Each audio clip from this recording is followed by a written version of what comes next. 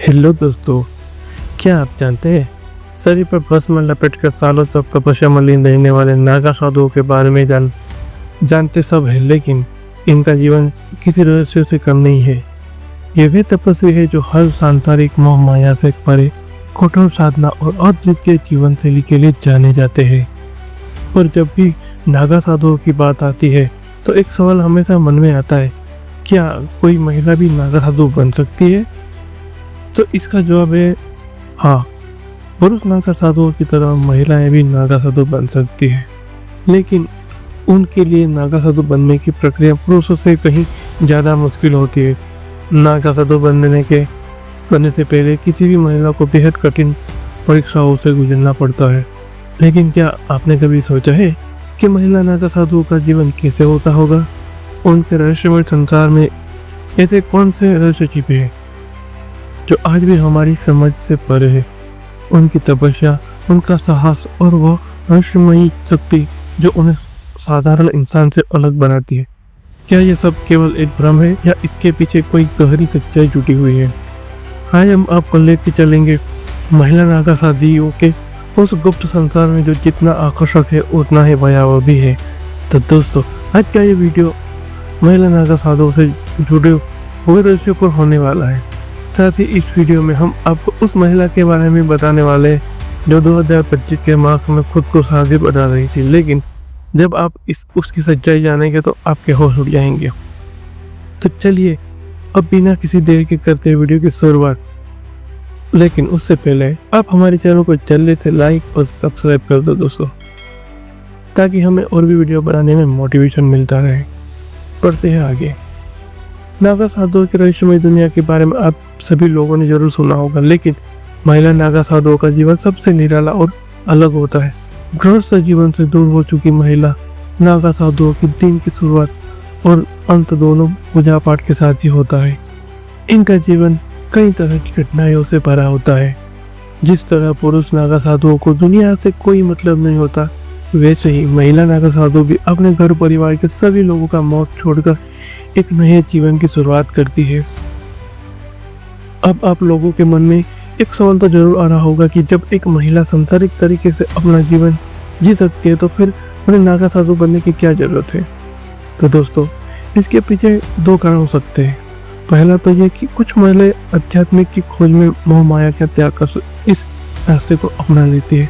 वहीं दूसरा कारण, कुछ जातियों की विधवा महिलाओं को दोबारा शादी करने पर समाज उन्हें स्वीकार नहीं करता है। ऐसे में ये साध्वी महिलाएं अपने घर लौटने की बजाय नागा साधु बन जाती है। जूना सन्यासी अखाड़े में ज्यादातर आपको विधवा महिलाएं ही देखने को मिलेगी।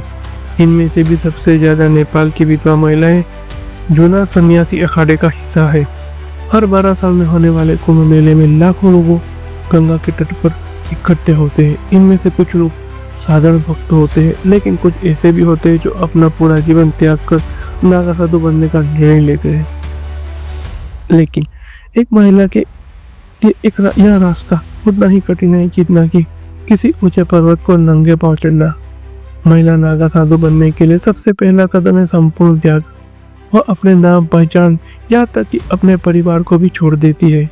समाज के हर नियम को तोड़ते हुए वह एक नई दुनिया में प्रवेश करती है। लेकिन यह दुनिया केवल तपस्या और साधना तक सीमित नहीं है। यह दुनिया अंधेरे रहस्य, अद्भुत शक्तियां और असाधारण बलिदानों से भी भरी हुई है। तो चलिए हम जानते हैं कि आखिर एक महिला नागा साधु बनने के लिए किसी महिला को किन किन कठिन परीक्षाओं से गुजरना पड़ता है। महिला नागा साधु से जुड़ा रहस्य, जिस तरह पुरुष नागा साधु होते हैं उस तरह महिला नागा साधु भी होती है। इन्हें नागा साध्वी कहा जाता है। महिला नागा साध्वी भी वही कठिन तप और साधना करते हैं जो पुरुष नागा साधु करते हैं। महिला नागा साधु को अखाड़ों के अंदर पुरुषों की तरह दीक्षा दी जाती है। आपको जानकर हैरानी होगी कि महिला नागा साधुओं में विदेशी महिलाओं की संख्या भी काफी अधिक है और वर्तमान समय में यह संख्या लगातार बढ़ती जा रही है। महिला नागा साधु संसार के सभी रिश्ते नाते, धन दौलत और भौतिक सुविधा का त्याग करती है। उनका जीवन पूरी तरह आध्यात्मिक साधना और तपस्या के लिए समर्पित होता है। महिला नागा साधु कठिन तपस्या करती है, जैसे जंगल में रहना, जमीन पर सोना और न्यूनतम भोजन करना। वे योग ध्यान और वेदों का गहन अध्ययन करती है। जब हम बात करते हैं कि आखिर महिला नागा साधु किस तरह बनती है, तो नागा साधु बनने से पहले सभी महिलाओं को 6 से 12 सालों तक ब्रह्मचर्य का पालन करना होता है। ऐसा करने में अगर महिला सफल हो जाती है तो उन्हें बाद ही वन नागा साधु बन सकती है। इसके बाद पुरुषों की तरह महिला को अखाड़े के अंदर दीक्षा दी जाती है और जब इनकी दीक्षा की प्रक्रिया पूरी हो जाती है तब महिला को खुद का पिंडदान करना पड़ता है। इसके बाद महिला के बालों का मुंडन कर दिया जाता है और फिर परंपरा अनुसार महिला को स्नान करवाया जाता है। जितना सम्मान किसी पुरुष नागा साधु को दिया जाता है उतना ही सम्मान महिला नागा साधु को भी दिया जाता है। वैसे तो महिला और पुरुष दोनों नागा साधु के नियम कायदे समान ही होते हैं। फर्क इतना होता है कि महिला नागा साधु को एक पीला वस्त्र ओढ़कर रहना होता है और यही वस्त्र पहनकर स्नान करना होता है। इन्हें नग्न स्नान की अनुमति नहीं है, यहाँ तक कि कुंभ मेले में भी नहीं। तो दोस्तों, महिला नागा साधु बनने की प्रक्रिया और उनके डेली रूटीन के बारे में तो हमने जान लिया, लेकिन अब हम बात करते हैं अघोरी साधना की, जो नागा साधुओं की साधना का ही एक रूप है। इन साधनाओं में महिला साध्वी शमशान में ध्यान लगाती है। कहा जाता है कि इस दौरान वह अपनी सभी इंद्रियों को काबू में कर लेती है। यही नहीं, इस साधना के बाद वे ऐसी शक्तियाँ हासिल करती है जिनसे वह भविष्य देख सकती है, किसी भी बीमारी का इलाज कर सकती है और यहाँ तक कि मृत्यु को भी परास्त कर सकती है। लेकिन एक साध्वी को इन शक्तियों की कीमत भी चुकानी पड़ती है। कई बार साध्वियों को अपनी इच्छाओं यहाँ तक कि अपने शरीर की भी परीक्षा देनी होती है। कहा जाता है कि जो महिला इस परीक्षा में असफल हो जाती है वे कभी वापस नहीं लौटती, लेकिन जब वो वापस लौटती है तब उन्हें महासाध्वी कहा जाता है। कहा जाता है कि नागा साधु को असली असर हिमालय की गुफाओं में है। यह गुफाएं कोई साधारण स्थान नहीं है, यहाँ केवल वही पहुँच सकता है जो अपने भीतर की सारी इच्छाएं को समाप्त कर चुका हो। लेकिन महिला नागा साधियों के लिए ये गुफाएं केवल साधना का स्थान नहीं है, बल्कि शक्ति का अद्भुत स्रोत भी है। एक महिला साध्वी जिन्हें शक्ति माया के नाम से जाना जाता था, एक बार शमशान में 40 दिन और 40 रातें बिताई थी। कहा जाता है कि इस दौरान उन्होंने आत्माओं से बातचीत की और अपने भीतर की ऊर्जा को जागृत किया। जब वे वापस लौटी तो उन्होंने उनके चेहरे पर एक दिव्य तेज था, लेकिन क्या यह तेज साधना का परिणाम था या उन आत्माओं का आशीर्वाद जिनसे उन्होंने संपर्क किया?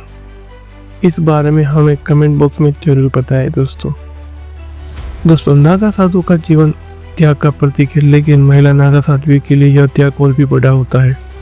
उन्हें अपने शारीरिक इच्छाओं यहाँ तक कि अपनी पहचान को पूरी तरह से छोड़ना पड़ता है, तब जाकर वो एक महिला नागा साधु कहलाने के लिए हकदार होती है। महिला नागा साधु के बलिदान से जुड़ी एक कहानी ऐसी भी है जो सुनने वालों को हैरान कर देती है। दरअसल एक साध्वी महाकाली ने एक बार अपने गुरु के आदेश पर अपनी सारी इच्छाएं को समाप्त करने के लिए खुद को एक तप्ती चिता पर बैठा दिया था। इस चिता से निकलने वाले धुएं ने उन्हें दिव्य शक्तियां प्रदान की, लेकिन यह प्रक्रिया उनके लिए कितनी कष्टदायी रही होगी, इसकी केवल कल्पना ही की जा सकती है। महिला नागा साधु केवल तपस्विनी ही नहीं बल्कि अदृश्य शक्तियों की धनी भी होती है। उनकी साधना के परिणाम स्वरूप वे कई बार ऐसे चमत्कार कर देती है जो विज्ञान की समझ से परे होते हैं। लेकिन दोस्तों, आज के समय में साध्वी का वेश धारण करने वाली हर महिला साध्वी नहीं होती है। कुछ महिलाएं खुद को लाइमलाइट में लाने के लिए धर्म का झूठा सहारा लेती है। अब ऐसा ही कुछ हाल ही में प्रयागराज में चल रहे महाकुंभ में भी देखने को मिल रहा है, जहां एक खूबसूरत महिला गले में रुद्राक्ष और गेंदे के फूल की माला और माथे पर तिलक लगाए साध्वी के वेश में संगम नगरी में घूम रही है।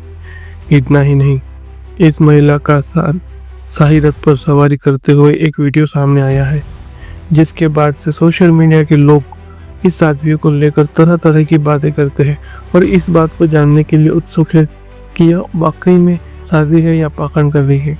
इसका जवाब आपको वीडियो के अंत तक पता चल जाएगा। सोशल मीडिया पर जो सारी सुर्खियों में है वह महिला हर्षाली जारी है। वह एक्टिंग किया करती थी और सोशल इन्फ्लुएंसर बनी और अब महाकुंभ में पहुंची है। कुछ लोगों ने उन्हें सोशल मीडिया पर साध्वी के मेकअप के लिए अपोज भी किया था। कुछ लोगों ने बताया कि साध्वी मेकअप नहीं करती। तब हर्षा ने खुद माना है कि वो साध्वी नहीं बल्कि सामान्य नारी है। कुंभ मेले में कई लोग साधु का वेश धारण कर कीर्तन कमाने आते हैं और गरीब साधु बनना आसान नहीं है। इसके लिए कठोर तपस्या बलिदान करना पड़ता है। इसके बारे में आपकी क्या राय है? हमें कमेंट करके जरूर बताएं। धन्यवाद।